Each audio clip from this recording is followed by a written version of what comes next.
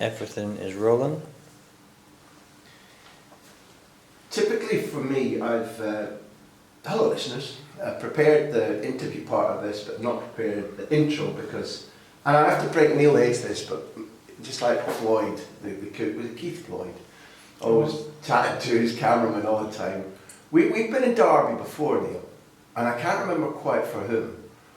Who was it? Kevin Phillips. Kevin Phillips. Kevin, if you're listening, stand down. We've got a real hero now. And a Scotsman to boot. Scott Gemmell, welcome to the big interview. Thank you.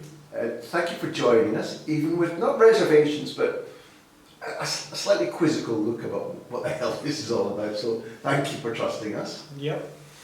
That, you see, listener, that was a very Clint Eastwood. Yep. Okay, let's see how this goes. Scott, we first met, much to my surprise, when I can't remember. I think you messaged me, or I did, quite yeah. remember. Yeah. I was like, oh, this is Scott Gemmell. He's in Barcelona. I'm really impressed. We went out, sat in a hotel reception, chatted over a book, a couple of cups of coffee, and it turned out that you were living opposite my old flat in Barcelona. And we're going to come to all of that. But it was genuinely exciting for me because I love people's talent and achievement who want to experiment and risk and develop, which is you. And it's also what you're doing to people around you in your job as currently Scotland Under 21 coach. But having established that you're an interesting guy and that you're a very successful playing career, one of which we're all jealous, let's not fucking beat about the bush. I want to start with formation. I want to start because I think you're an intelligent and reflective man. And not undoubtedly you will have grown up amongst many big influences. But for somebody of my generation, your father was an exceptional footballer. I'm old enough to have remembered seeing him and people like McFarlane and Todd and eventually Charlie George and Yeah. Hector and whatever, winning titles in England. I mean, let's say that nice and slow for the youngsters out there because they're allowed in. Derby won the title Yeah. a couple of times in the early 70s on the single muddiest ground where professional football has ever been played, the baseball. And you couldn't fucking play baseball there, that's for sure. And he went on to do something that again marked my understanding of football, my development of concepts of what football was like by being part of a Forest team that comes up from Division 2, wins Division 1. I mean, again, unheard of, impossible these days, and then won the European Cup. If you're growing up with a father of that type, and then you begin to get to know one of his mentors, Brian Clough, I want to start by asking you, Scott, what, as a youngster, at various different ages of your development, because we're talking about you 6, 7, or around that, when you must have become conscious of what your dad was achieving, and it was big things. By the time you were 6 and 7, you've just moved from Derby, possibly, I'm not sure if you remember winning the second title with Derby, but he moves to Forest and achieves this. What, as a father, as a guide, as somebody who's developing a football son, what was it like being Archie's son? Yeah. Great question. There are definitely different stages to that, as you've just alluded to. The real early childhood was just complete hero worship and supporting, obviously, the team that he was playing for. And memories, that recognition that he was a very famous player, a very successful player. Obviously, Derby's not that big a place, so everybody knew him, knew the family. So that of course, you start to become aware of that from an early age. You know, like in school assemblies and those kinds of things where your dad all of a sudden is on stage presenting prizes or something, and I didn't even know, that kind of thing. But also the normality of it as well. I've answered the question many a time in my playing career. I don't know what it's like not to have a famous father, so it felt completely normal. And I stand by that now as a 50-year-old man. It definitely does feel normal, and I obviously wouldn't have changed it for anything. But as you start to get older, and then you start to think about my own football development, you know, that grassroots football period of playing on a Sunday with my friends, and I was protected from it. I think there must have been things going on behind the scenes that I was protected from, just in terms, of course I wanted to be a footballer. My dad was of course aware of that, but I wasn't, in my opinion, and I'm not being humble here, I wasn't good enough at that age. I definitely was a late developer in terms of physicality and strength. I don't think I ever got it, to be honest. The speed either, obviously, but I think the point I'm trying to make was I got my opportunity to become a professional footballer. I actually stayed on at school, did an extra year of exams, and I thought it was because of the educational side, but when I look back, I think it was probably I needed that extra year to have any chance of being a footballer. I think if I'd gone to a club at that stage, I wouldn't have survived. I was too far behind, physically immature, and I just I wouldn't have been able to really have an impression. The good thing is, and hopefully you'll be interested to hear this part of the story, is Brian Clough was a big part of that. Like, Brian Clough famously told the story where he knew me from when I was in my mum's tummy. He went to sign my dad when my dad was a Preston player and wanted to sign him for Derby, and he went to his house in Lytham St Anne's. My mum was pregnant with me, and Brian Clough tried to influence my dad to sign for Derby. My dad said, I need to sleep on it. And Brian Clough said, okay, that's fine, son, I'll be here in the morning. And he slept on the sofa and he refused to leave. And my dad went to sign for Derby the next day and obviously went on to have great success. But you know, Brian Clough never let me forget that he knew me from that period. It was a sort of connection. And that he saw me grow up. But in my opinion, the interesting part of the story is at the age of like 14, 15, 16, I started to play for a Sunday team in Derby called AC Hunters. And AC Hunters was Simon Clough's team. It was Nigel's brother's team. And Nigel was playing for Forest at the time. Nigel would be the linesman on a Sunday. Brian Clough came to watch all the games, and you know, it's incredible to think back now, but that team that played in the league, in the pub league on a Sunday in Derby, wore the full Forest kit, you know, that came directly from the City ground. It was laundered at the City ground. And again, it's so hard to think of it now. There were Forest players who played in that team every week, and I can remember Gary Charles made the right back for Forest, who went on to have a very good career, played for England. Yeah. He made his England under-21 debut in the midweek, and on the Sunday morning he was playing for AC Hunters with me. And obviously that is hard to digest now, but believe me, it happened. And I played I was still at school, but I was playing in this team on a Sunday, and I loved it. And Simon was amazing. He used to pick me up, take me to training.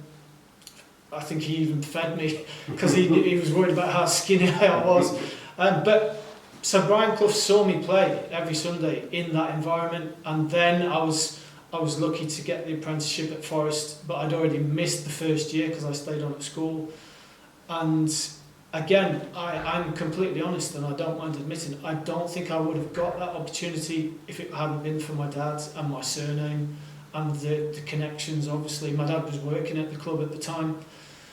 And of course, I like to think I took the opportunity, and I did go on to play for Forest, but there's no doubt in my mind that opportunity wouldn't have been given in a normal circumstances because of how far behind I was in terms of strength and just that late development. I think it's a fair word to use for somebody who's a coach rather than just a manager. You're a teacher now. You have to teach your pupils in very short spaces of time when you get international windows. Therefore, as somebody who's studied the art of coaching and teaching and how to impart knowledge, but also how to, we're going to come on to it later, I think you're somebody who likes to potentially influence individuals and help them develop, look at them, talk to them, work with them. When you, again, look back at those two men, and already you've mentioned Simon, I'm fully aware that there'll be two as part of a very big ambit of people who influenced you, but they're interesting people, and people of merit, your dad and Brian, Simon too. When you look back, where were the instances of them directly influencing you or advising you and stepping in and being front foot and do this, don't do that, whether it's rows, whether it's humour, whether it's encouragement, and where are the other side, what occurs to you is the other side of learning, which is you learn subconsciously and you pick things up that stay with you for life, whether as in career or just as a grown man. No, 100%, and there are certain memories I have that really stick with me, and I can remember going again that period of like 13, 14, 15, my dad was coaching at Forest, and I used to go with him to games all the time after school, and just really game after game, watching the games.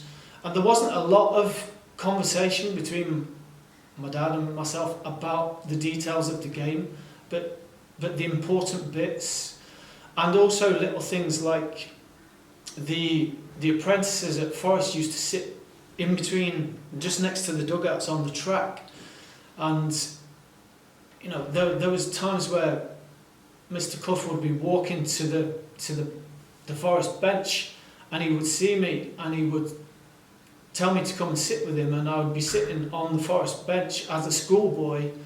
You know, I wasn't an apprentice at that time, I was only sitting there because of who my dad was.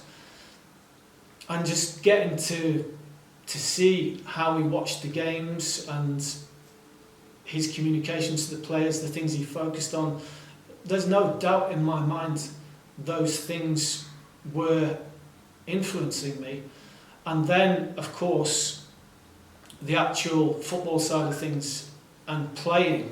I can remember playing for my team on a Sunday morning, literally a proper kids game, under 14, under 15, and I went to take a throw in at the side of the pitch. Obviously my dad was standing with the dog, and I took the throw in and he called me over to him like 10 yards away at the side of the pitch, and the game's live, it's going on, and he told me to stand next to him, and I wasn't sure what was going on, but he was fuming, he was furious, and he literally said, "You may as well stand with me because you're doing fuck all on the pitch."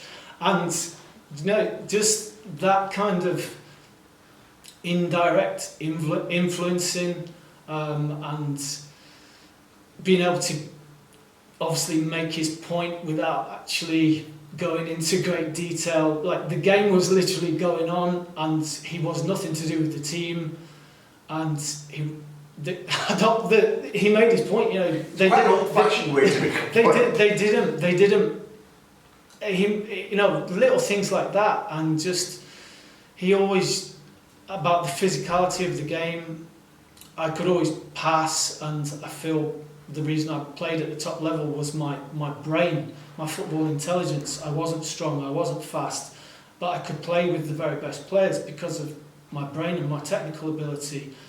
But a big thing growing up was just about tackling and competing, and that having that mentality. And you know, how as a young player, and I see it now as a coach, that's the bit. It doesn't matter how good you are technically or physically. If you haven't got the correct mentality, then you're wasting your time. What was being taught to you about tackling then, or asked of you, like learning how not to have to tackle because the touch is good and the distribution's good? Or? What was being taught to me was playing as if you mean it, about playing as if your life depends on it, playing as if it's the last game you're ever going to play. That real level of commitment that the top players have, and that's what was being taught to me. So it's in there because it developed and you had a top level career, but it wasn't innate. No, I obviously was a very different player to him. My dad was very physical, very fast, very competitive, very aggressive. Very Scottish. Yeah. Given my age, And I'd have to say I recognise a lot of Scottish characteristics in his play. Yeah. As good as he was. Yeah. Which he was. But I think it took him a long time to realise that I was a different type of player, that I could... And eventually, he loved how I influenced games, but he recognised it wasn't the same way he did. But it's that mentality thing, it's that intent to play as if you mean it. So what was football for you at that stage? In comparison, more about fun, let's see what I can do today, let's see how this goes. I mean, I'm just using words that might seem really clumsy, but compared to what he wanted to imbue in you... Well, that's a good point. In my eyes, I was just a kid playing football with his friends with aspiration to be a footballer. He knew the serious side of the game and how hard it was to become a footballer, and he probably had that parental anxiety of how am I going to help my son become a footballer, and how do I protect my son from the disappointment of not becoming a footballer and all the things that go with that. So there would have been a lot going on for him, for sure. And also then add into the fact he was a famous player. Was that something to do with it in terms of just, again, how the perception of everything that goes with that? I've always thought that that's tough because irrespective of whose son you are, and we're talking about all the arts, any profession, not just football, whether you're talking about your mother's influence in genetics or DNA or mentality, or your father or your grandparents, whatever, we're all different, we're all significantly different. I think people tend to believe that if you've got a parent who's famous for doing X, then there's a really good chance that son or the daughter will be. And I think it's much more fluke than that there happens to be, particularly if that person is famous for excellence, because it doesn't matter what basic gifts you're given. Excellence is such a combination, it's such a stew of different things, including circumstances. Now, I have no idea what it was like for your dad growing up in Paisley from just after the war, whatever, but I do believe that our situation and the societal norms around us very much influence who we are and what we think in terms of our drive and our attitude. So I have no idea whether what you were given when you grew up in a moderately, well-to-do family in Middle England compared to him growing up there. These things are fundamental in how individual people turn out, no? Yeah, I agree. But I think I agree with your comments 100%. And what I would add to that is, I think actually in all the fields, whether it's football or any kind of industry, it's about falling in love with it. I'm a parent now. I've got two boys, one's 10, one's 7 tomorrow. Of course, they want to be footballers, but what I'm trying very hard as their dad to do is not to help them excel, because obviously they're still young. What I am trying to, if I can influence anything, and what I feel I'm succeeding in, thankfully, is them falling in love with football, properly falling in love with football, where they're completely immersed in it, and so that it will stay with them for the rest of their life. Do you think, I promise you, I'm going to double back because we haven't finished with some of the subjects we've touched on. You say that, I hear a lot at the moment, I can't even describe how much I love football. And then over and above it, having been my career. And I don't quite know why, because it was from the first fucking instant, kick the ball in the back lawn, or going to Pittodrie in the late 60s to see the reserves. It's just like, bam, right between the eyes. And I've spent my life deliberately associating with people who feel the same way. But of late, I'm bumping into a lot of people who talk about there being a plague at the moment of people growing, now not just sofa-bound or handheld devices, but not only not in love with football, but that actively football isn't doing enough to make kids fall in love with it. You get, I'm sorry, I'm just going to be fucking brutal. You get Florentino Perez, the president of it, lying through his fucking teeth saying, football's got to be shorter and it's got to be sold better because the youth of today are not. That's because you want a fucking Super League. So let's. But I am hearing that the antithesis of what you're trying to do with your two boys, saying that ticket prices, pay channels for football, successive governments, mostly Tory, who've stripped away school playing fields or sold them and don't pay teachers enough to go and say, I've enjoyed my work and I'm well enough paid, so I want to do some post. Are you worried about what you're trying to teach your kids in general, as broadly across this country or Europe? Are you worried about that trend of people not falling in love with football? Yeah, I think it's a great point you make, but immediately it makes me think how spoiled I am with my family, and obviously what I can give them, the access I can give them to take them to games, to allow them to obviously watch those channels you're referring to where you have to pay for them, even to pay to play grassroots football, obviously the cost of that. So it really puts things in perspective in terms of my own, how fortunate I am in that regard. But of course, not everybody is that lucky, so it must be having an effect in the wider public. See, you were different ages. I mean, not massively, but presumably you were one of those kids who, like, you know, at a playtime, I don't know what you called it, tennis ball or football, playing it, and the bike says playing against the wall, after school playing for fun, getting as many games packed into a week as you can. I don't know if you play World Cup, where it's the you play World Cup, which is a great game, isn't it? It is. I mean, I wish there would. You know, funny about the Super League. Just get televised World Cup games with one guy in goal and 2-2s and winner stays on and all that kind of stuff. That was your life? Yeah, and it was 100%. And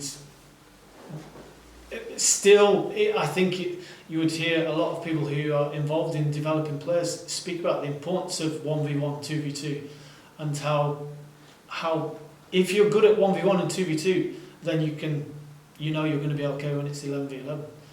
So yeah, of course that was my life, absolutely. Who owned the ball? Maybe you come from a background where, I mean, even though I was lucky enough to grow up in a relatively well-to-do village, there was always the question about who's got the ball, whose ball is it? Yeah. Who had the ball in your days?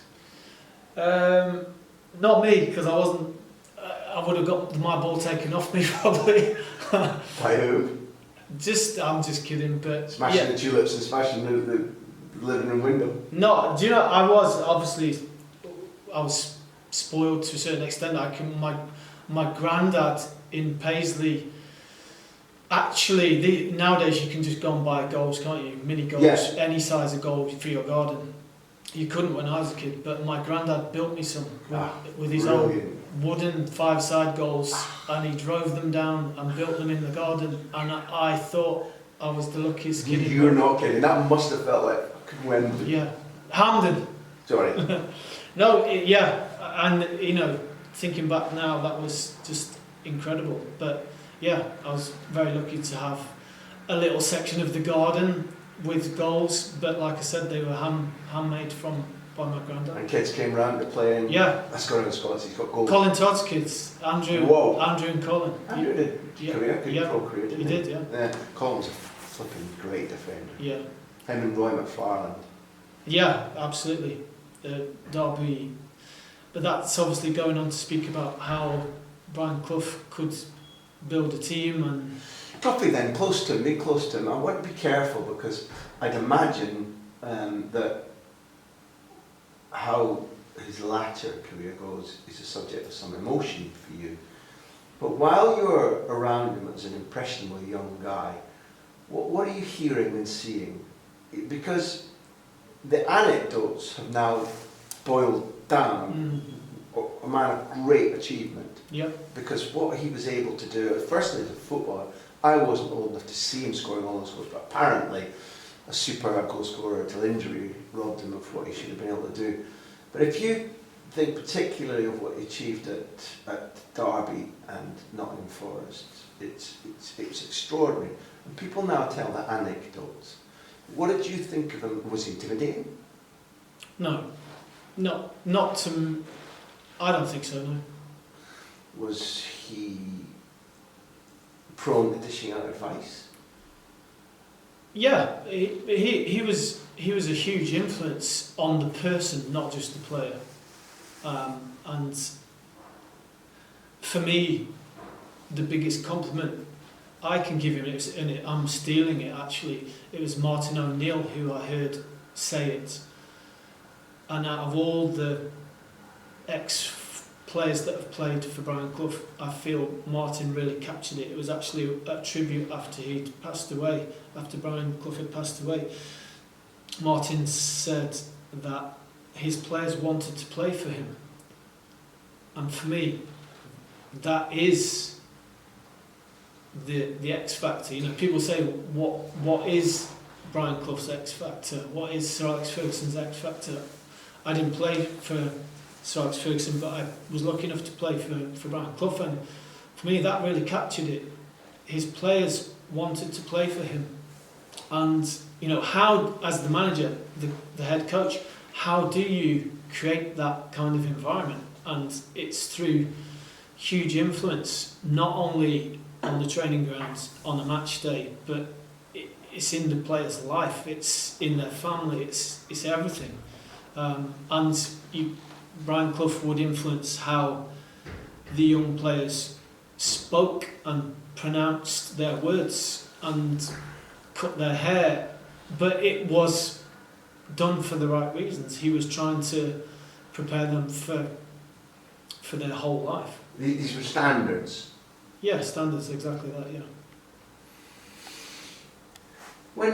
How he was living latterly, an influence for you in that, seeing what the pressure of football can lead you to do? No, it wasn't. It was purely my own father and how. I'm guessing now, I haven't gone into this in any depth, but when I was at that age where most people begin drinking, I was really just never given the opportunity.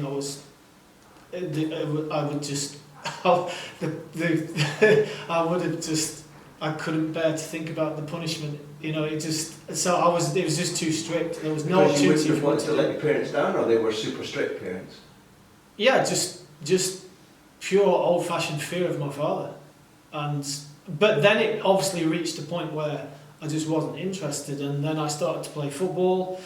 Then I'm sure, you know, there were moments of peer pressure, even not only at junior level, even at senior level, but luckily I developed a mentality where I wasn't influenced by that. Well, I need to give you a compliment now. I spoke to Don Hutchison last night, fellow guest on this series. Don immediately said, great guy, please say hello, model pro, brilliant football player.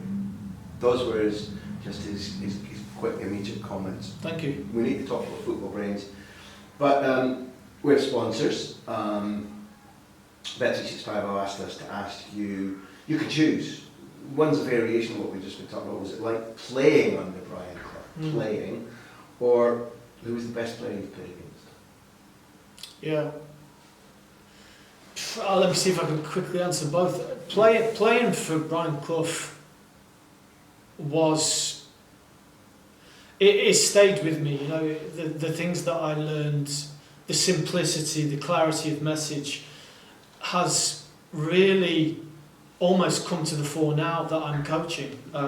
As a player, it was the principles and the standards like you've referred to, and also the other players in the team, the demand from them, because they obviously had worked with him longer, and when a young player got an opportunity to go into the team there and training with the team on a day-to-day basis, you know, the whole package just really influenced you as a player. But there was... Forest at that time didn't speak... There was no written down game model or philosophy, and there wasn't a lot of tactical preparation. But there was a way of playing. You know, it was just learned through through games, and literally the team sheet would go up. You'd come back from training on a Friday, after training you'd walk down the river, train, come back 12:30 on a Friday, and the team would be pinned on the boards 1 to 11, and you knew what position you were playing on what number strip you were wearing. If you were 7, you were playing on the right. If you were 11, you were playing on the left. And the players knew how to play.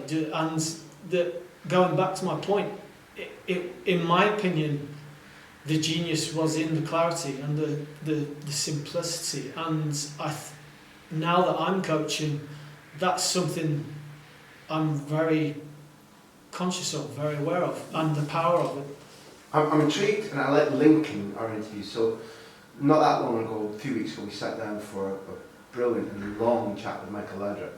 We asked him actually about working with Cruyff, because Cruyff was.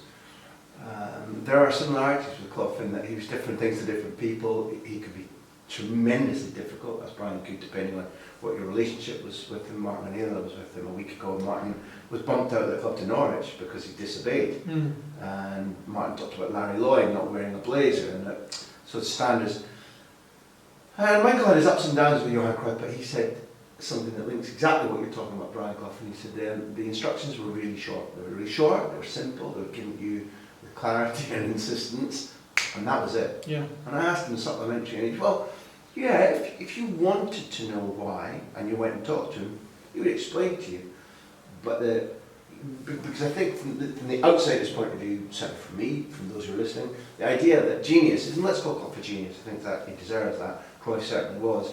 The idea is that what you're getting is genius instruction. You're being opened up into a sort of Beethoven masterclass about what a symphony is. Whereas the reality seems to be all the genius is up here, and the clear, concise information said with emphasis is to make those who maybe aren't geniuses play in a certain way, perform in a certain way. Yeah. So something that I've started to think about a lot is I obviously got to play for Brian Clough at the end of his managerial career, and by that time he had the presence, he had the success. You know, he was able to influence because of who he was and the respect that his players had for him. I would love to have seen how he did it before the success, you know, and how closely his management style related to that, and his ability to influence players. Of course, it's easy to influence players when you've won the trophies he'd won. By the time I got to work with him, if he said something, you listened, of course you did. I would love to see how his personality was and the way he influenced his teams and players at the beginning of his managerial career, before he'd had that success. Because obviously, in my opinion, it's harder to do that. You have to really, how do you find a way to influence the players? Of course, at that period of his managerial career, he possibly wasn't working with international players that he went on to work with. But that's the bit that I would love to see. Even though they weren't, let's pick it. Derby wasn't his first club. Derby's where he first wins big titles. So let's agree that maybe some of them weren't massive international stars, but some of them were already internationals. And let's agree that what was proven over the time was that they were gigantic characters, your father included, but he would be representative of a squad where they were hard men. They wouldn't have taken being pushed around or ordered around by somebody that didn't gain their respect. Yeah. In fact, they'd have rebelled, and without any question about it. Dave Mackay, for example. I mean, let's not mess around. So, you know, Clough must have had something in it. What it feels to me like is I grew up with him, knowing him as a Scot, not living in him. I grew up with him first as a TV personality on the very first football panels, giving opinions that were pungent and seemed arrogant, with that slightly nasal voice, that delivery that Mike Yarwood made famous because he imitated it and whatever. And I wonder if there must have been a lot of toe-to-toe, nose-to-nose talk of the walk. Not bullying, but like, you'll do what I say, or he was more articulate than your average footballer. Extremely articulate, quick, cutting, humorous, extravagant in some of his thoughts and gestures. I think it must, if what it feels to me, and I'm wondering if you recognise the mix, it must have been a mixture of like brute force, alpha male, Yeah. idiosyncrasy, and a wit to be able to see the clashes coming and be smarter, probably on another level than these strong character players. Yeah, I agree. The description you've just given fits with how he spoke to his players, how he influenced his players. You know, he would literally speak to a central defender who he'd put in the team to be physical and head the ball because that was the profile that he wanted. He would literally say, "Son, you are not a good player. When you've got the ball, pass it to him because he's a good player." And everybody finds that funny, of course, and his delivery, his way to influence. But he was getting his point across, and the description you just had is exactly how he influenced his players, in my opinion. I imagine you were.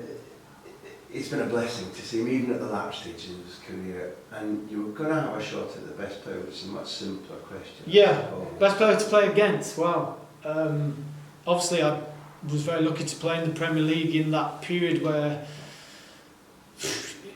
Vieira and Petit were playing for Arsenal, Keane and Scholes were playing for Manchester You shared United. some training pitch time with Keane. Yeah, Roy was at Forest, at the start of his career.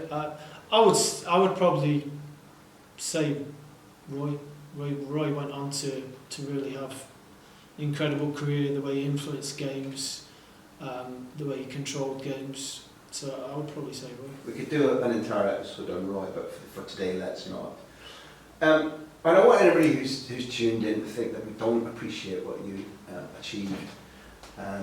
Maybe most particularly at Forest and Everton, but Scotland too. But I said at the beginning that we met because you went to wander the earth and develop.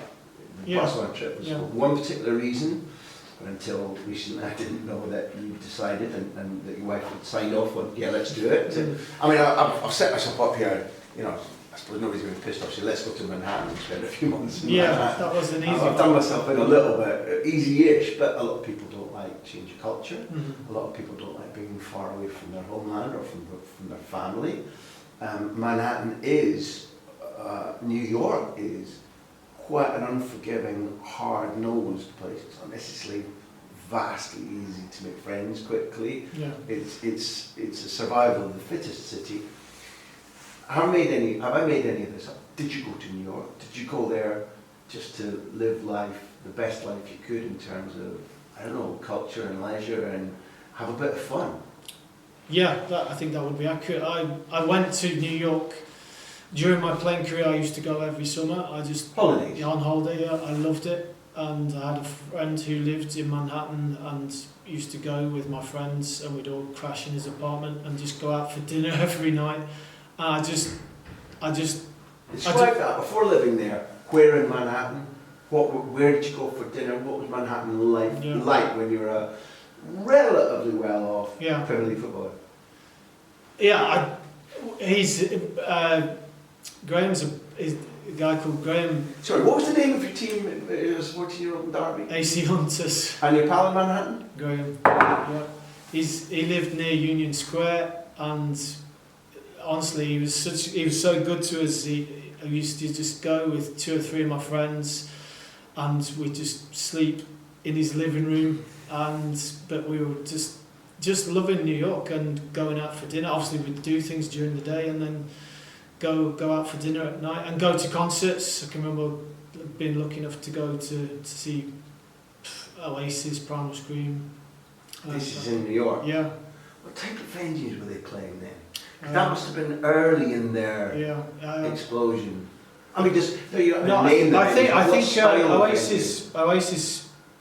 One in particular I can remember with the Black Crows. I think it was Radio City Hall, and Primal Scream. It was kind of a theatre, but it was brilliant to see. Most bit where you could get up and dance. It can't all have been seated. Tell me first. No, I think it was actually.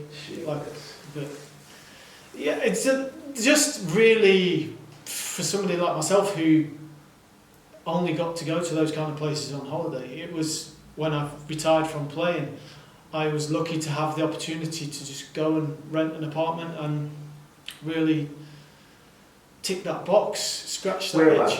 Whereabouts? Vaguely, I mean, not there. Yeah, down. Well, actually, the rental company said it was in Tribeca, but believe me, it wasn't in Tribeca. It was just across more in Riverside. That's realtors for you everywhere, right? I definitely fell for that one. But lower. Describe brownstone. No, a proper big apartment building with kind of again very spoiled with doorman, that kind of thing. Just Here's one that's just fucking outrageous. What's the doorman's name? no, you've got me there. You've got me there. Believe me, this is not Barcelona. This is New York. It's a different animal in that regard. Colder. Pardon? Colder, yeah, absolutely. Harder. Yeah, definitely. Lighter? Yeah. No, well, I just loved New York. New York in all seasons. I'd only experienced New York in Summertime. in kind of early summer, late spring, Yes. because of going after the football. But yeah, of course, being in New York, Christmas, snow, seeing the city shut down, all those things like that. It's just like being in a film. I can name my doorman's name in Barcelona, Antonio. Nice. Like it. But I couldn't name the New York one. And so what did New York life consist of then in that case? Galleries, museums, yeah, more concerts? just being completely, just not tourist stuff because I'd obviously done all that previously. I wanted to explore New York more. I was really serious about it. I wasn't sure if I wanted to move across. So a little bit of kind of looking for properties to see, and a little bit of football. I can remember catching the train out to the kind of, let me think if I can think of the name. Literally 20-30 minutes outside Manhattan towards the airport, going to watch a grassroots kind of team, thinking wanted to see the facilities, the standard of the coaching. Obviously, they didn't know I was there. I literally just turned up, did a bit of digging on the internet, went and watched them train, and then just wanted to see the level. But mainly I was just eating, running, keeping fit, and going to galleries and concerts and things like that. Completely spoiled for 6 months. Quite right. You're sitting next to somebody who got chased around Brooklyn by hoodlums, and somebody who, like, whenever I go to New York, irrespective of how many times I thought, I'll pay any sum to get on that boat that takes you right around the island. Yeah. And I'm just like in paroxysms of joy. I want to do that tonight in the Thames on a boat. But rivers to me are boats, and seeing history glide past you is just the best thing. So you kind of walk the city a little bit, or somewhere in the city. Look, which areas began to stand out to you as with character? I definitely didn't know the upper west, upper east sides well enough, so I spent a lot of time trying to get to know those areas. I've kind of predominantly been kind of mid to lower. I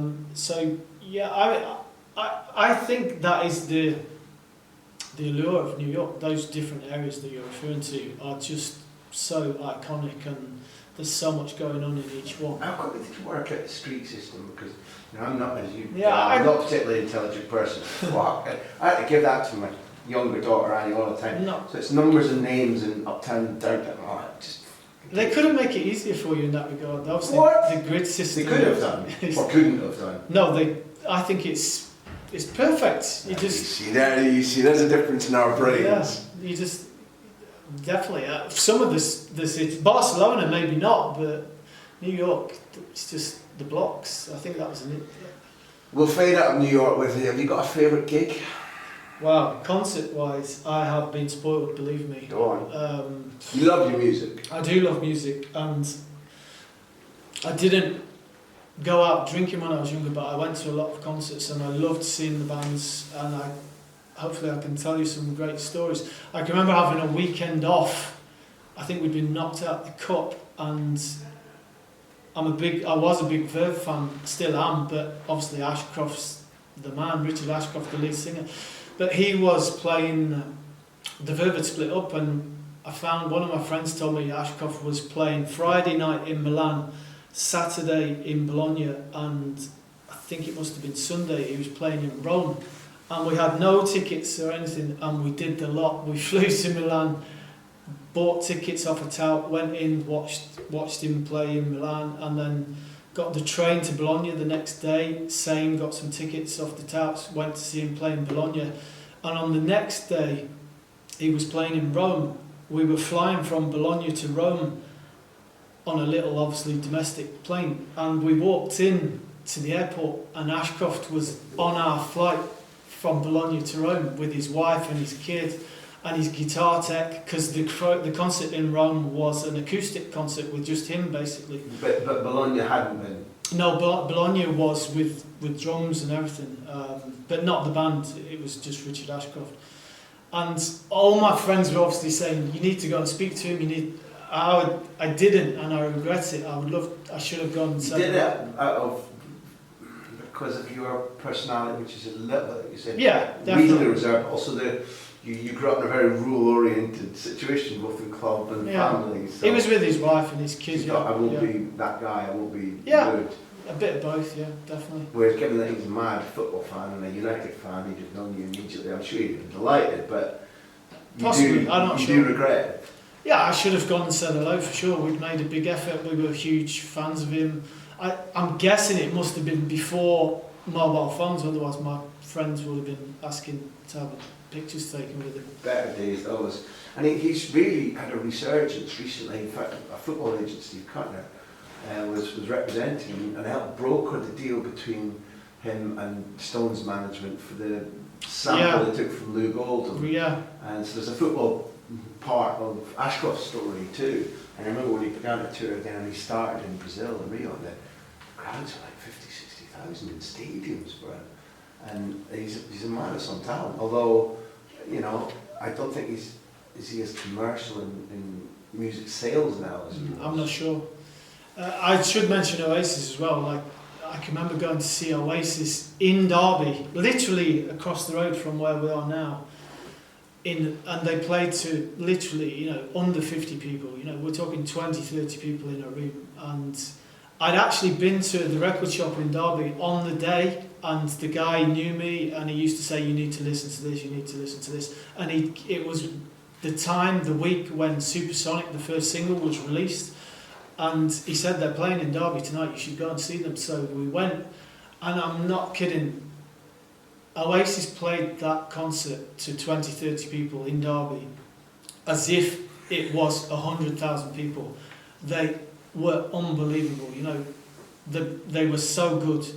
If I could have bought the band that night, I would. And they were amazing. And I can remember going to work the next day and going into the dressing room. Going to work means going back going to Forest. Forest still. Going to Forest the next day, going into the dressing room and saying, I saw a band last night and they're gonna rule the world. And everyone's like, what are they called? I'm like, Oasis. And they're like, shut up. What are you talking about? I'm like, believe me, they will. Well, if you could bottle up the description of what you saw that night, what was it? Well, musically, they were absolutely... They were on it? On it, really? Slick, like, just really, absolutely so impressive. But they also had the presence, the attitude, the belief. Liam Gallagher stood on that stage in front of 20, 30 people as if he was playing to 100,000 people. They, in my opinion, they knew what was going to happen. And literally, the van was parked outside, and after the concert, Liam Gallagher was in the kind of alleyway putting on this full-length leather jacket as if he knew he was going to be a superstar. And me and my friends walking out kind of telling him, you are going to be a superstar. It's a story that's badly told, which urban legends often are, that somebody put you in touch with McGee and McGee put you in touch with Oasis, which maybe happened later. But have you gone on to explain to any of them, or did you go on because they're now not playing, not speaking, or whatever they're doing? Did you go on to explain to them that you've been there? No, I didn't. I did meet Alan McGee. I'm trying to think. I actually I invited that when Scotland qualified for the France '98 World Cup, and obviously the first game was against Brazil. I invited Alan as my guest, but he couldn't go. But he asked for if we could give the tickets to Primal Scream, which I did, and that was obviously a big thrill for me too, to be able to invite somebody like Primal Scream to the concert. But that's how I met Alan, and I got introduced to him backstage at the big Oasis concert. Was it Nebworth? Nebworth, was it? Yeah. Scream compared to Oasis, what impact have they made on you? Yeah, absolutely massive. You know, their music's amazing, and I love that period of going to watch them, and obviously the history of Bobby Gillespie being in Jesus and Mary Chain. We lost a lot of them. I mean, there's a lot of people that made, Primal Scream great. Already are gone. It's always given me I know rock and roll's supposed to be like that. Like, yeah. in the 60s you were 27, you were gone. Well, 5 of them, but it still seems to me to be early, no matter how they live, no matter what they put in their systems. There's a lot of those who made that music so special just gone now. Yeah, I think that's quite interesting to me, because I've obviously never been that way. I've never drank or anything, so I used to love going to see the bands, and sometimes getting access to meet the bands, which obviously was a big thrill, but they couldn't have been meeting a more boring person, really. No. Rock and roll doesn't exist, so people come, that's fucking brilliant, no matter who you are. Yes. What you like can't exist in the vacuum. Yeah. So Barcelona was very different, and again, maybe people know, I don't know if they do or not, but when I met you explained to me that again, it wasn't a whim, but it was unpaid, it was completely of your own volition. The principal idea was to develop, to see things, that again with the humility that you talked about, I think right at the beginning of the interview, I said to you at the time, I was pretty sure that given your career, never mind that, given your career and your authenticity of desire to learn, that Barcelona might have been helpful to you. So you need to explain to the listener what the concept about moving to Barcelona was, and also what it was like. Yeah, I think it would be easy for somebody to see my transition from player to coach and think that there was a plan. I have to be honest and say there wasn't, and that I was full of regret. I knew retirement was coming, of course, like everybody does, but I hadn't prepared for it well enough, and there are reasons for that. Again, I'm honest enough to say that transition, I questioned whether I had the personality to be a head coach, but I was wrong to think that, because what I needed was coach education. I needed to learn how to be. I had the football knowledge, of course, but I didn't have the leadership and management skills, and that's what I got through coach education.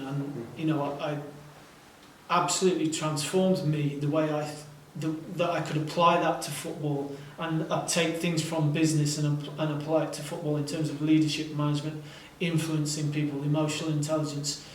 I loved all that, and that really gave me the belief that I could be a head coach and be successful. And I'm still trying to improve and do that every day. Going back to your point regarding Barcelona, the first big decision I made, and it was again with no plan, it was just a feeling, was to move to Glasgow. I was born in Scotland but raised in England. I loved Glasgow and Scotland, and I had an opportunity to say to Ruth, my wife, let's go and live in Glasgow. I need to go to the games, the youth team games, the reserve games, the first team games. Something was just telling me I needed to go and see the football and see if I could picture I'm sure we all are, I'm very fussy where I can see myself working. Mm-hmm. I understand I'm very lucky that some people can't do that. There's a need to go and they just need to get on with it and pay the bills. I understand that period of my life. I was very fortunate that I could pick and choose. But something just told me to go to Glasgow. I'd done my A licence with the Scottish FA down at Largs, like hundreds of thousands of other people. And we literally moved to Glasgow on the Thursday. And on the Saturday, as my plan was, I picked a youth team game to go to. And I picked a St Mirren home game at a place called St Anthony's, literally just on the outskirts of Glasgow as you're heading towards Paisley. And the first person I walked in that I bumped into was Billy Stock, who was my assessor on the A licence at Largs. Mighty dandy as well. Thanks, Billy. And he obviously, thankfully, he recognised me and kind of was surprised to see me. He said, "What are you doing?" I was honest. I said, "I've just moved with my wife. We've rented an apartment in the West End. I'm going to go and watch all the games, youth team first, reserves. I need to just see what's happening." And Billy unbelievably said, "I'm going to Hungary with the under-17s next week. Why don't you come with us?" Now, so it was just an incredible moment and opportunity. As it turns out, I didn't go because my disclosure didn't come through. You have to be disclosed to travel with the youth teams. Luckily for me, they had another trip 4 weeks later. The disclosure was through and I started to work with Billy. No, I wasn't getting paid. Billy was incredible with me in terms of giving me that opportunity just to be there, to see it, to experience it, to find my feet, to not be out my comfort zone. I started to go into, I got the opportunity through Billy again to go onto the pro licence with the Scottish FA. During that period, I'd already been in Scotland for about a year, going to games. I was helping Billy with the under-17s. I was going to watch, for example, if Scotland's under-17s or under-19s got drew against Croatia, I would go to Zagreb and do a report for Billy on the under-19s. I wasn't getting paid for it. I was doing that myself. But I was happy to do it because I knew it was developing me, giving me that experience, testing me. Was very grateful, but I think he was a little bit embarrassed that he couldn't pay me. But I didn't want him to feel like that. But anyway, Billy ended up helping me get on the pro licence, almost as a thank you for helping him do things like that. But when I started to go on the pro licence, I knew I needed to do more. I was learning so much about leadership and management. I started to have the belief and the hunger more and more. So Ruth and I said to Ruth, I want to go to Barcelona. Let's just go to Barcelona. I'm not quite sure why, how, let's just do it. And I used to just go to watch Barcelona B team train every day in the morning, as you know where it is, get the tram to the end of the line, walk down to the training ground. And I didn't have access to the training ground at this point. You could at night, you could just sneak in and when watch. the families and kids come in, And at weekends you could sneak in to watch games. Mm-hmm. But I never got to see the first team train because that was obviously private and enclosed. Was that Luis Enrique or Tito? Luis Enrique and Tito as well, a period. But the B team was Eusebio Sacristan. But I could see the B team train from the edge, from the perimeter. You know, it wasn't enclosed. So I stood and watched B team train every day. And there were sometimes I would go and obviously they wouldn't be training. A lot of the time, as you know, you can go into the local papers, and even with my rubbish Spanish, I could work out the training schedule. And then I would go back. I would go down to behind the Camp Nou to the mini stadium and watch the activity for the younger age groups after school, which again I found unbelievable. That just seeing that inside. Just behind the mini stadium, there's those elevated pitches where Messi began, really. Yeah. And just watching how they train the young players. And then I would go to watch the B team at the weekend and the youth teams at the different age levels at the weekend as well. I also got access to Espanyol, which was amazing, because obviously Rizzo Pochettino was the manager. That again was incredible. For part of your pro license, you have to do a club visit. Yeah. It's part of the criteria. Because I was living in Barcelona, I thought, I'm just going to chance it with Espanyol. And I guessed the sporting director, Ramon Planes' email address And Guessed it. I guessed it. I went onto the club website and saw that all the email addresses ended in the same way. So I just guessed, I think it was. Like that. And I used Google Translate to say, my name's Scott, I'm helping with the Scotland, whatever, under 17s, under 19s, I'm doing my pro license, I'm living in Barcelona, can I come and do my club visit at Espanyol? He emailed me back the next day, said, come in. Wow. It was incredible. This is a Raman Planes who has just left Barcelona. There's a candidate for the Newcastle DOF job. This is a Raman Planes who ensured that Barcelona got Pedri Right. from Las Palmas. Yeah. And was quickest to see him, was the most persuasive about the deal, and therefore his name is going to carry weight in Spanish footballing circles forever and ever. He was amazing. He introduced me to one of his staff, and normally if you do a club visit for the pro license, it's possibly 2, 3, 4 days. Because I lived in Barcelona, they just gave me access to go to the club as much as I wanted, which was an incredible gesture. And I got to see, of course, the academy, the first team. And something else I found really interesting was obviously during that period, Pochettino went to Southampton, and the first thing he did, if you can remember, was he brought Southampton to Barcelona and they trained at the Olympic Stadium. In Montjuic, yeah. And I saw all those sessions. I was that guy. I couldn't get in. I got chased out. I remember biking down to the Olympic Stadium on my bike. Wait. Biking down, there's an up bit as well. Yeah. It's on a hill, so you Yeah. can say biking down if you want. But No, but I was listening to my music on my Walkman, so that was fine. That was a real big so where moment did you for me. stand at the little arch at the far end where Yeah. you can see it? Yeah, I did. But it was a real big moment for me because I knew it was a key moment for the new manager. Well, obviously, he's got his new team in the Premier League. He's taken them to Barcelona. I wanted to see those sessions because I knew he was going to really try to show and influence because he's obviously preparing for the game the next week and he needs to quickly get across how he wants the team to play, and I knew they were going to be really key sessions.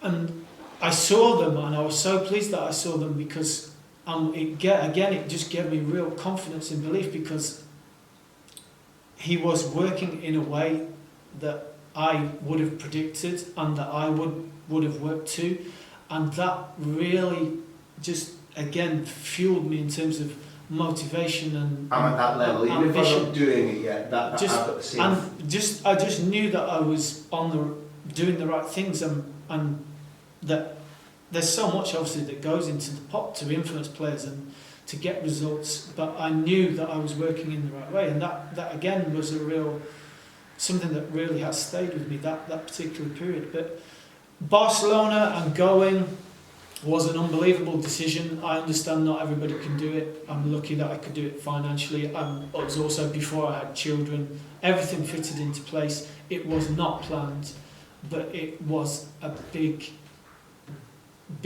insight. And, not just from everything in terms of how Barcelona influenced the young players, how they construct the sessions, how they deliver their sessions. Same for the B team, game-related practices, even though I couldn't hear everything the coach was saying or understand everything the coach was saying, I could see the game-related practices and the objectives of the sessions, and just really seeing that. And then the bigger thing regarding the culture and the environment and the demand and factoring in obviously sports science into the session, things that I hadn't experienced as a player. It was a whole new level. Did Antonio know you were an ex-footballer? I think I did tell him eventually. He must have thought I was stranger than most people think I am, actually, because where I was disappearing to every morning and coming back, and I did tell him eventually, but it didn't seem to impress him very much. And then I've obviously been back since and gone to say hello to him, and he knows I coached the under-21s, and he's not easily impressed.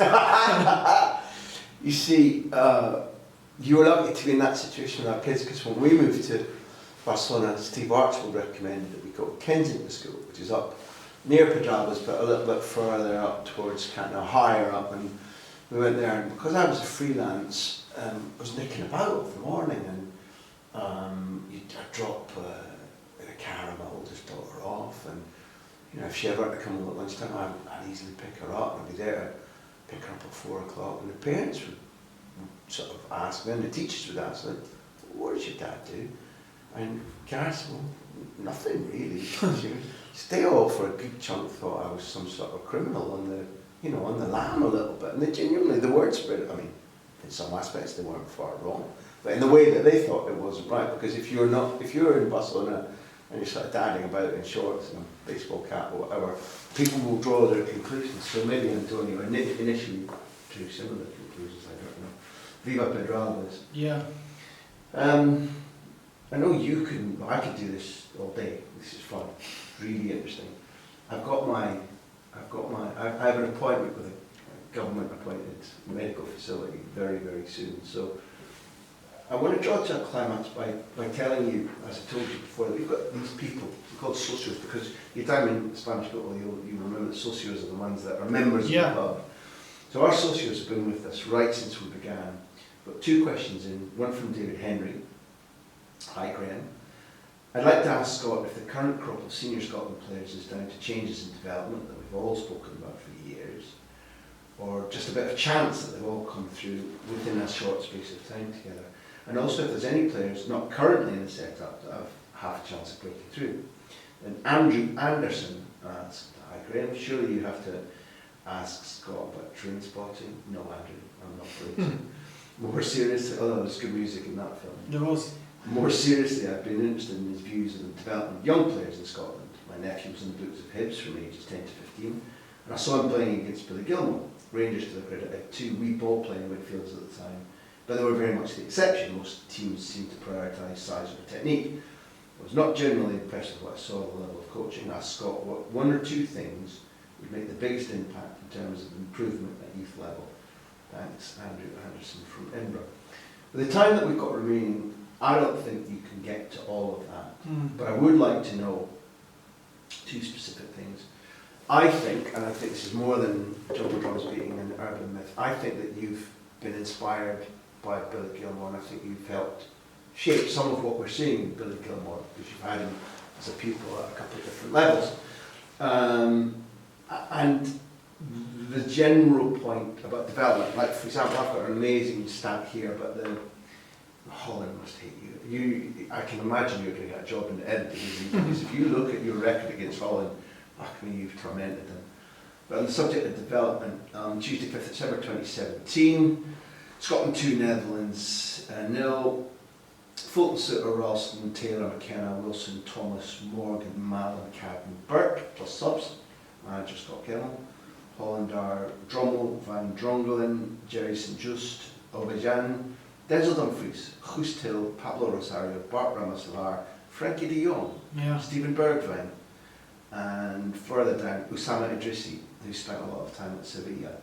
I look at that Netherlands side from 2017 that you beat, and you've beaten that Netherlands group again 2-1. They've got these players I've read out now have got 197 UEFA appearances, Europa League, Conference, less so, and Champions League between them. Your group has got 64 in the subsequent September 2017, 4 years. So something really dramatic has happened in terms of your group's exposure to elite European football and the Dutch groups, and Frankie de Jong's a 90 million euro player. So 1, Billy Gilmore. 2, the development of Scottish young talent. Yeah, I think Billy, the one thing we did for him was give him the opportunity. I think a big thing, and I'm sure Billy has spoken about it in some interviews, we took him to the Toulon tournament really ahead of schedule by most people's standards, not by his. He obviously put himself in that position where it was an easy decision to take him. But that was a big thing for him to go and play at that level ahead of schedule. But what he did was he proved, he confirmed his talent at that tournament, which I think is what the player needs to do. So I think the Billy one is what we gave him was the opportunity. Obviously, in terms of the development, that is the club and the player without doubt, and everything that goes into the mix there, even off the pitch with his family and his agent and stuff. You know, everybody deserves credit there. But what we did as an association was give him that opportunity to go and confirm his talent at a higher level. And I can remember, I think I'm 90% sure that was the Toulon tournament where Frank Lampard was sitting watching the tournament. I think he was there with the English FA doing his pro licence. So hopefully that opportunity at that level really helped Billy in that regard, just to really confirm his talent. He was ahead of schedule in terms of the age profile of somebody who'd been taken to the Toulon tournament. What age gap might there have been? Would he have been? Yeah, I think 16? I think he was 16, possibly 17, and the tournament was an under-23 tournament because historically Toulon was 21s, yeah. but now because of the worldwide teams from the other side of the world are preparing Olympic teams, so it's meant to feed into that preparation. So that they expanded it to 23. So there could have been a very significant age gap between him and the majority, if not all, of his opponents. Yeah. But also, would he have shared at that stage? Would he have shared some of the difficulties you did about slenderness and size in terms of you advanced him, which is the great Ajax Cruyff way over the years. If they're good, put them out of their security zone, and he wouldn't necessarily have been talent-wise, yes, but physically?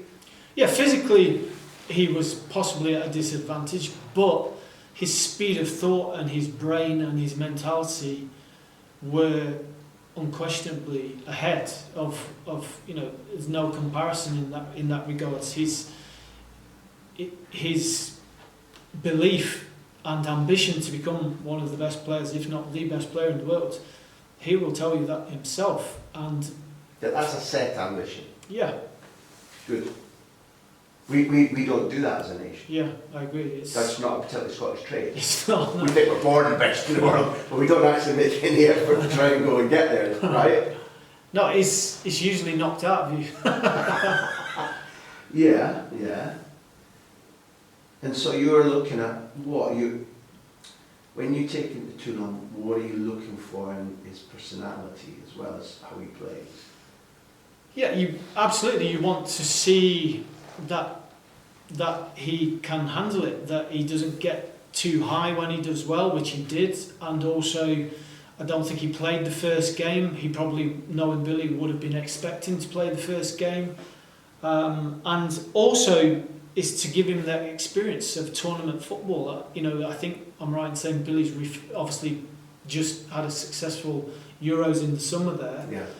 And he used Toulon as a reference. You know, it's proper tournament football with an extended period. Of course, staying in nice hotels and everything's the best of the best. But it is still a big thing to deal with. We're talking, I think the Toulon tournament was over 20 days.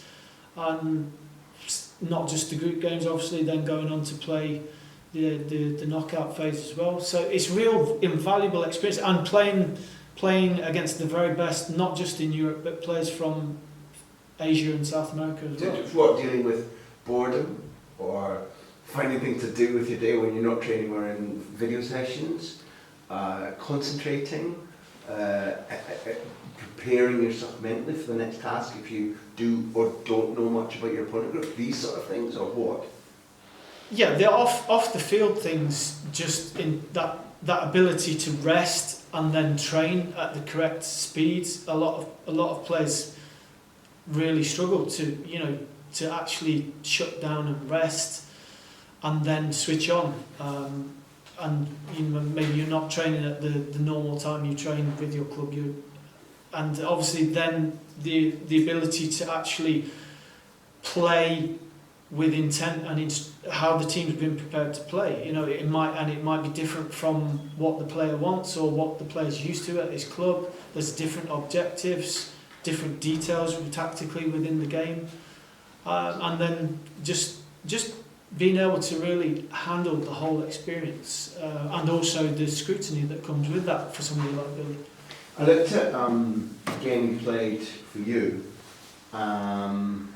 which was in November 2020, and he sent off against Croatia in a 2-2 draw when you come back from Yeah. 2-0 down to 2-2, and that means he misses the next game, which you lose, and that's the game. So either watched continental football on television, which we didn't have the chance to do much, or who've been taught by coaches who might have some either experience of continental football, or maybe have had experience of working with high-level continental coaches or whatever in England and then brought it back. So whatever it is, there's a change in the flow and types of footballers that are playing professionally in the Premier League, and maybe in the first league down, and playing for you. And also, it feels like quite a lot. No, it doesn't feel like quite a lot more young Scots are going and playing in Yeah. France Yeah. and in Italy, and you picked up one particular Athletic Bilbao, who's a Spaniard really, but Scottish by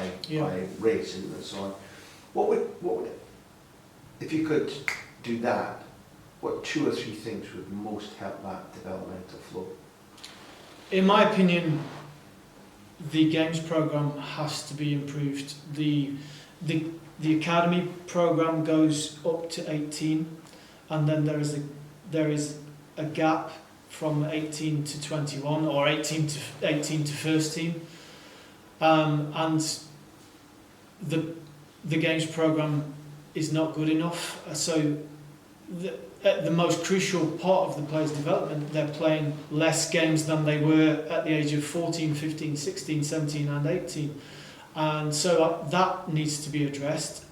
B teams obviously is very popular in Europe, in Spain, as you know. Very, and it's just absolutely established pathway and games program for the very best players at the top clubs to go through that way, and I think there is resistance to that in Scotland. I don't understand that.